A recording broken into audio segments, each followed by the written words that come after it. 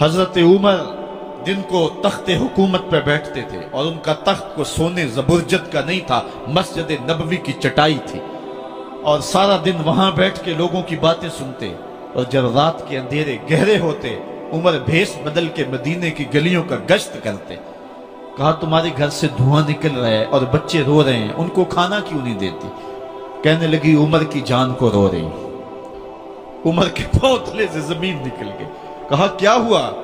कहा 3 दिन से हमारे यहां खाने के लिए कुछ नहीं है, रोजाना बच्चे रोते हैं और मैं हंडिया के अंदर पत्थर डाल करके नीचे से आग डालती रहती हूं कि बच्चे इंतजार कर करके सो जाएंगे, कम वक्त सो भी नहीं रहे और वो पत्थर पकेंगे भी क्या, और मैं उमर की जान को रो रही हूं।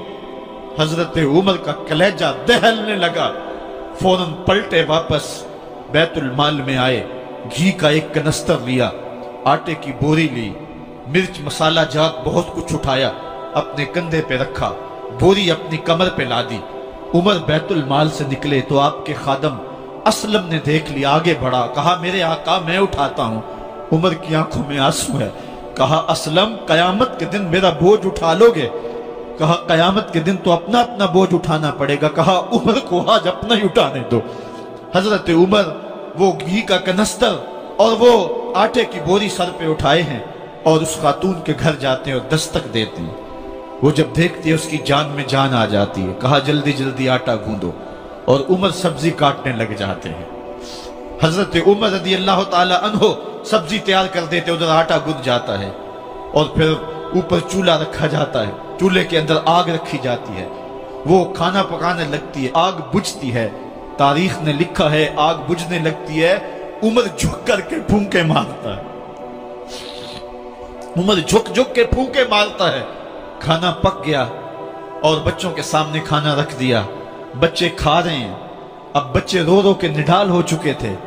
हजरत उमर अपने हाथों को और अपने घुटनों को और अपने पांव को जमीन पे लगा के, जिस तरह बकरी का बच्चा चलता है वेड़े के अंदर, कभी इधर चलते हैं कभी इधर चलते हैं, ताकि बच्चे मुझे देख के खुश हों और दिल में कहते उमर जितना रुलाया है अब इतना हंसाना भी पड़ेगा। तो कभी उमर अमीरुल मोमिनीन, ये मैं किसी आज के जो है वो लोगों के वोटों पे मुंतखब होने वाले हुक्मरान की कहानी नहीं सुना रहा, मैं उस उमर की कहानी सुना रहा हूं जो 23 लाख मुरब्बा मील का हुक्मरान है, आधी दुनिया का बादशाह है। हजरत उमर जो है जिस तरह बकरी का बच्चा चलता है, इस तरह अपने हाथ और अपने घुटने जमीन पे टेक करके जो है वो इस तरह चलते हैं। बच्चे उमर को देख के मुस्कुराते हैं। जब बच्चे मुस्कुराने लगे तो हजरत उमर ने उस खातून से कहा बुढ़िया उमर को माफ कर दे। उसने कहा तू इतनी हमदर्दी क्यों करता है?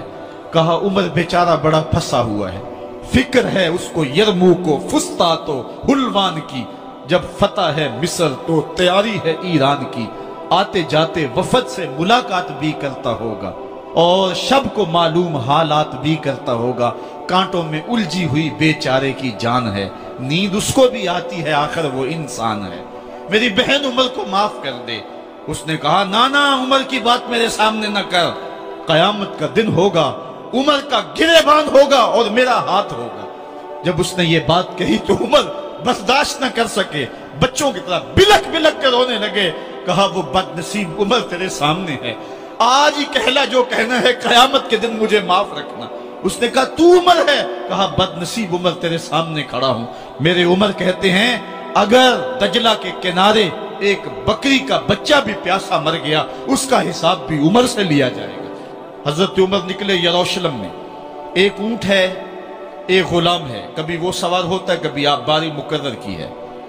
जब करीब पहुंचे यरूशलेम के तो उमर की बारी नकेल पकड़ने की और गुलाम की बारी ऊपर सवार होने की आ गई। गुलाम ने कहा आका मैं मर्जी से अपनी बारी छोड़ता हूं, आप आ जाएं, दुश्मनों के मफतूहा इलाके में आ रहे हैं, ताजा ताजा इलाका फतह हुआ है, इस्लाम की शान शौकत जाहिर हो।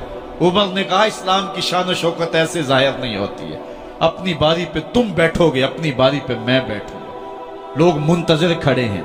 दूर से जब देखा कहा इसकी हैबत से कांपते थे हम, ये तो कोई हबशी लगता है, रंग काला है, होंठ मोटे हैं, इससे तो ज्यादा हसीन इसका गुलाम है जो आगे आगे चल रहा है। حضرت ابو عبیدہ نے کہا دھوکہ کھا رہے ہو، ہمارا آقا وہ نہیں ہے جو اونٹنی کے اوپر سوار ہے، ہمارا آقا وہ ہے جو لگام تھامے آگے آگے چل رہا ہے۔ حضرت عمر رضی اللہ تعالیٰ عنہ کو آگے بڑھ کے جابیہ کے مقام پہ حضرت ابو عبیدہ بن جراح نے استقبال کیا، تو حضرت عمر آگے بڑھے اور انہوں نے آگے بڑھ کر کے حضرت ابو عبیدہ کے دونوں کندھوں پہ ہاتھ رکھا، اور سنو حضرت عمر نے کیا کہا، کہا لا الہ الا اللہ انا کنا اذل قوم فاعزنا اللہ بالاسلام، کہا کہ لا الہ الا اللہ، اے ابو عبیدہ بن جراح، ہم ایک ذلیل قوم تھے اور اللہ نے ہمیں اسلام کی وجہ سے عزت عطا کی ہے۔